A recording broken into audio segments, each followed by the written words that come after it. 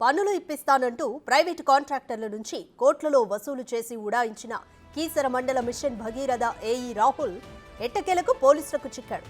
దేశం విడిచి పారిపోతున్నాడనే సమాచారంతో కాపు కాసిన పోలీసులు ఢిల్లీ ఎయిర్పోర్ట్లో గుర్తించి పట్టుకున్నారు. దాదాపు 15 కోట్లు వసూలు చేశారని పోలీసులు చెబుతున్నారు.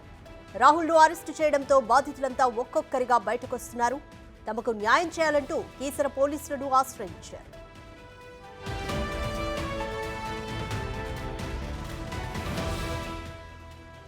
ఏఈ రాహుల్ భార్య ఎలక్ట్రికల్ డిపార్ట్మెంట్లో ఏఈగా పనిచేస్తున్నారు.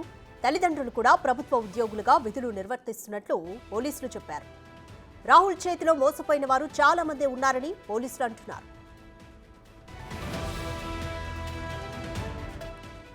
రైట్, కంప్లీట్ డీటెయిల్స్ మా ప్రతినిధి సుజాత అందిస్తారు. సుజాత, కీసర మండల మిషన్ భగీరథ ఏఈ రాహుల్ అసలు ఏం చేశారు? ప్రైవేట్ కాంట్రాక్టర్ల నుంచి కోట్లలో వసూలు చేసి ఉడాయించారా? ఏ విధంగా ఉంది పరిస్థితి?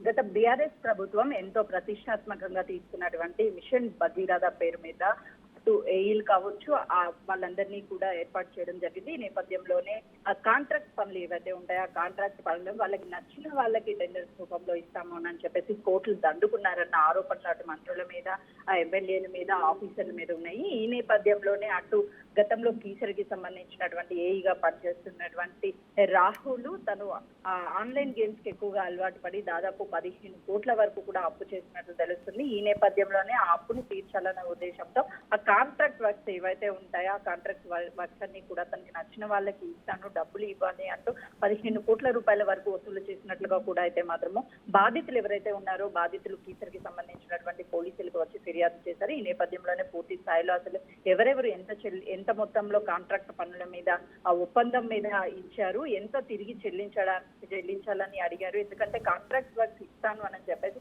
అంతా నేనే దగ్గరుండి స్వయాన చూసుకుంటాను అని చెప్పేసి రాహుల్ ఒప్పందం చేసుకుని వాళ్ళ దగ్గర నుంచి డబ్బులు తీసుకున్నారు. తర్వాత ఎక్కడ కూడా కాంట్రాక్ట్స్ కి సంబంధించినటువంటి వర్క్స్ వాళ్ళకి ఇవ్వకపోవడంతో అటు బాధితులుగా మేము మిగిలిపోయాము, మాకు న్యాయం చేయాలి అంటూ పోలీసులను ఆశ్రయించారు. పోలీసులు రంగంలోకి దిగిన తర్వాత బాధితులు ఒక్కొక్కరిని ఎంత మొత్తంలో చెల్లించారు, ఎలాంటి హామీలు ఇచ్చారు, కాంట్రాక్ట్ పనులకి సంబంధించినటువంటి పూర్తి డీటెయిల్స్ కూడా పోలీసులు అడిగి తెలుసుకునేటప్పటికీ బాధితులు ఒక్కొక్కరిగా పెరుగుతూ దాదాపు 37 మంది బాధితులు అయితే మాత్రము మేము మోసపోయాము అని చెప్తూ రాహుల్ మీద కంప్లైంట్ ఇవ్వడానికి పోలీస్ స్టేషన్ వెళ్లారు. వెంటనే పోలీసులు కూడా రాహుల్ అడగడానికి వెళ్తున్నటువంటి అంటే రాహుల్ ని ఎవరెవరి దగ్గర తీసుకున్నారు, వాస్తవాలు ఏంటి అని చెప్పేసి అడిగే ప్రయత్నం అప్పుడే రాహుల్ అక్కడి నుంచి తప్పించుకునే ప్రయత్నం చేసి ఎక్కడ కూడా పోలీసులకు అయితే మాత్రం దొరకలేదు. ఈ నేపథ్యంలోనే గత 6 నెలల క్రితమే సస్పెండ్ చేశారు. కానీ సస్పెండ్ ఎందుకు చేశారు అనే విషయాలు మాత్రము బయటికి రాకుండా గత ప్రభుత్వంలో అటు మంత్రులు కావచ్చు, స్థానిక ఎమ్మెల్యే కావచ్చు,